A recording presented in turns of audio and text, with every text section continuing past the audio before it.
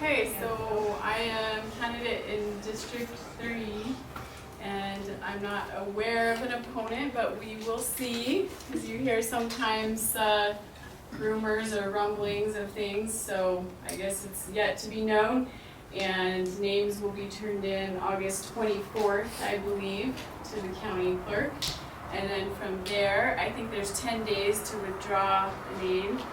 And then they print the ballots, I think. So that's the time frame and what it looks like. I don't even know where to start. I didn't prepare specific notes for tonight, but I'll just keep it pretty short since it's getting late and we have a couple more districts. I do want to say first off, thank you all for your support and coming to meetings and your encouragement.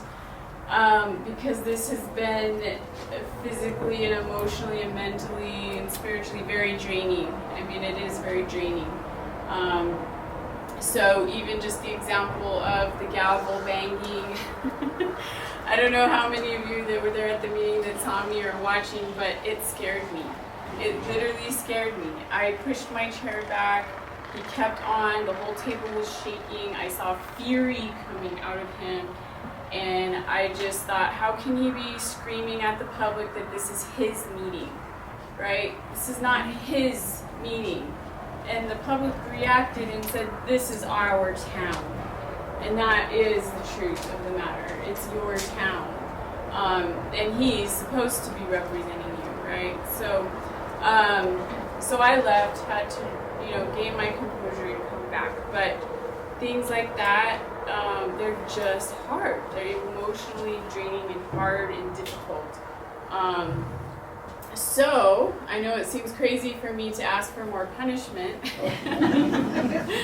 but I am running again, and I think a lot of that has to do with, well, first off, I think it's a calling, and we need to use the gifts that the Lord gives us and pay attention to what we may need to do in serving, right? Serving others. So that aspect of it. Of course, I love Edgewood. My first campaign slogan, I think, was from here for here, and now I think I'll go with something like of the people for the people, right? And so I really love Edgewood. I want to see the best for Edgewood, and there's a lot to address come January. There's a lot to do, and there's always been a lot to do. But I feel like, well, not just feel, I know, I've been very held back. And so there's things like youth programs that I could not get on the agenda. I just couldn't, they wouldn't put it on the agenda for years, all this time. And there's other things like policies. Somebody mentioned policies.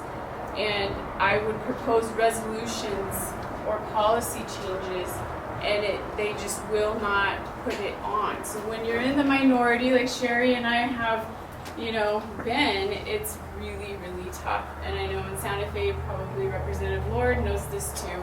When you're in the minority, it's hard. It's very hard. And it's like going up against a brick wall, right? And so I know things are not where we want them to be. But I also believe that Councilor Abraham and I have stopped the bleeding in a lot of ways too. So even, sometimes I think of it scripturally that, we're the light in the dark and the salt in the earth, and the job is just to kind of push back and hold things back, right? And I think that we have done that to some extent. And then we've also had some good things happen too. So if you think about it, the projects didn't continue as far as the sewer line, the next phases that we're gonna, benefit the former mayor's lands. The EPCOR takeover has not proceeded. There's been a lot of different things that have been held back by our efforts, and so I have to see those as successes too. But I'm really looking forward to this coming phase and this new phase of Edgewood and new form of government for Edgewood, and there's a lot of positive things that will come from it.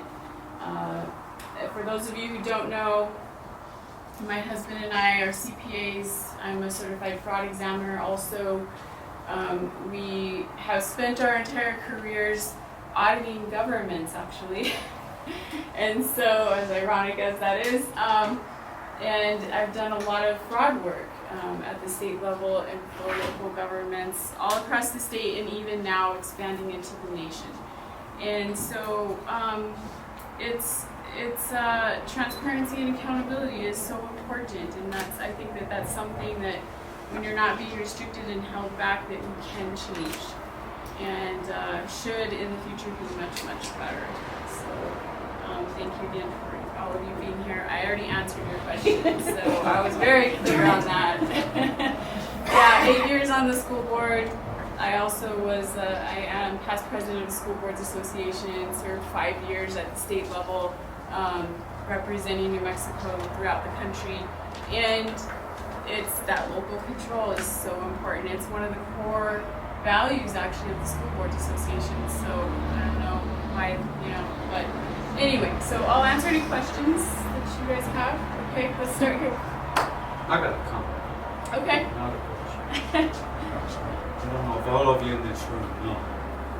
If you can imagine where we would be today if it hadn't been for Cora, for Audrey, and Shirley. If they hadn't stopped and stunted everything that these people tried to do to Edgewood, we would really be in a mess. Okay? So it's my suggestion that we support Audrey. You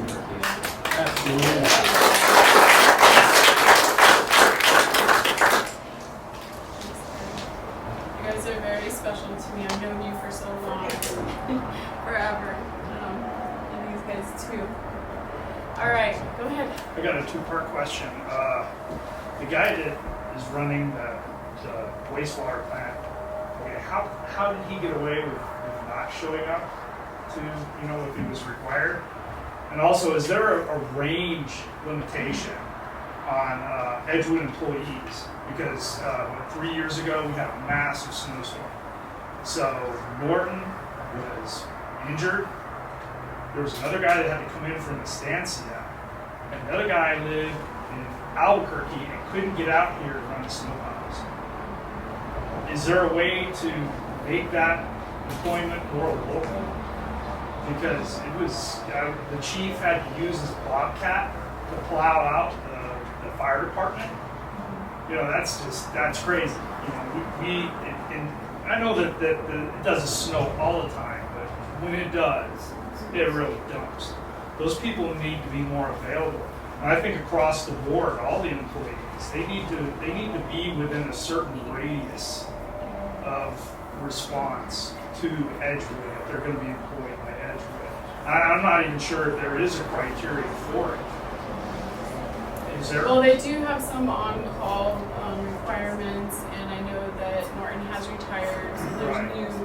new, and then we just approved listening to the community about roads. We approved a new crew, so there'll be a second crew for roads. That will help as well. Okay. Yeah, and as far as the accountability aspect of it, that's where you get into the whole aspect of we are the legislative body, and right now the mayor is the executive, like the CFO, the CEO, that runs the staff, and the legislative body cannot run around telling people what to do. We can ask, right? And so we can direct the mayor to bring those wastewater treatment plant reports to us every month, but they refuse. So what do? Right? And so in some instances, like Jerry had mentioned, when it's bad enough, Sherry and I have had to, at our own expense, take things to court, because that's the only way that we've been able to have that check and balance on their absolute refusal to do things. Council right now, for example, is supposed to be looking at performance evaluations of the employees. Since I was elected in 2018, not a single one has come to me. Okay? That's wrong. That's against policy. It's against everything, but they do it anyway. And So I remember when you guys hired them, we were actually there at that meeting, because it was right after they ripped up our road. Saw that everybody clapped. He was all happy, and then he didn't show up. Unbelievable. Well, yeah, he has attended a Zoom or maybe two, but we've asked that he at least give us a report quarterly, and that's really just not happening. So, all right, yes. So I'm just wondering if there haven't been any performance reviews, why then they were taking raises? Well, that's what we stopped that. Another thing that we stopped, right? Yeah, they do absolutely want and ask for raises. We approved budget last year for a personnel salary schedule study, right? And it didn't get done. It didn't get hired and completed. And so this year we said, without the salary schedule, without looking at evaluations, then we're not approving raises. So, yeah. What's your feeling on town staff? Do you think we have, like, especially in the finance department in particular, is that really a one-man show the best way to go? Does he need some support? I apologize if that's a stupid question to ask. No, it's a great question. In most of the small governments that we audit, there are just a couple. And so right now we have the clerk who does have an accounting degree. Okay. And then we also had Dora, who's the finance specialist. I think I was going to say director, but I think it's specialist. And Dora was with the town for years and years and years, and she just retired as of June 30. That position went to Amelia, who was secretary. So skill set, I mean, she's probably learning, and but definitely there needs to be training, expertise, evaluations, all of that. The whole audit thing had me concerned because I've been through a few of those in my past life. It was just not clear on whether it was an ability thing, a support thing, or something all entirely different. It's a mixture. So she's bringing up about the audit and the findings and the qualified opinion, which is a really big deal. Edgewood has never been in this bad of a position in their audit, ever. Yeah, to fail that many Right. times, that's in private industry, there's trouble with that. Yes. Okay, sure. I have What a else? question. Sure. When you brought up the town employees, I mean, does Edgewood have a human resources person?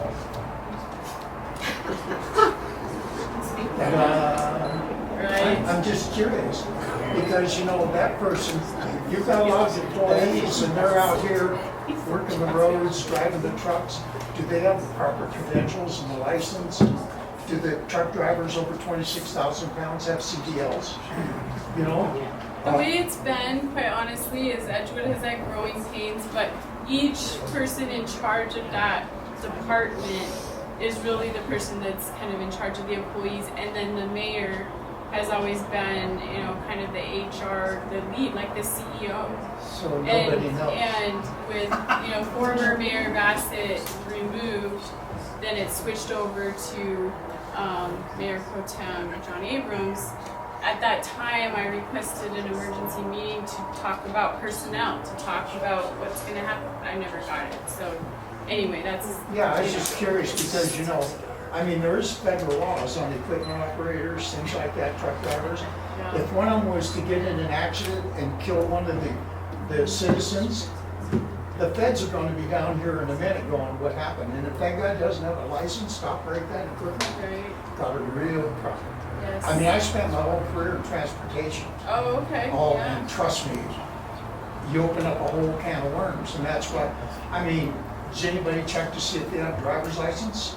Yeah, I believe they do in their car. They have See, all the W-9 and all of that they have to fill out. But Yeah. Your wife was going to say something. Go ahead. No, I just said valid license. So valid license, right? That's important. Right. Okay. All right. Anybody else? Adrian, any thoughts? No, I don't have any thoughts. I would say that one of the things that we've talked about within our group is some of the challenges with town staff. And if there's not the right type of people doing the day-to-day business of the town, it's entirely possible that even with this change in government, you could have the same type of obstacles that we're seeing right now. And one of the things that I have at least considered is becoming the town manager, if that's what the governing body wanted to do. I'm a lawyer. I do one thing today, something else tomorrow. I view the town manager job as an opportunity to finish the work that we started. I'm not looking for a career in government, but if you need a transition guy, if you need someone who is accountable, direct, accessible, I think I can do the job.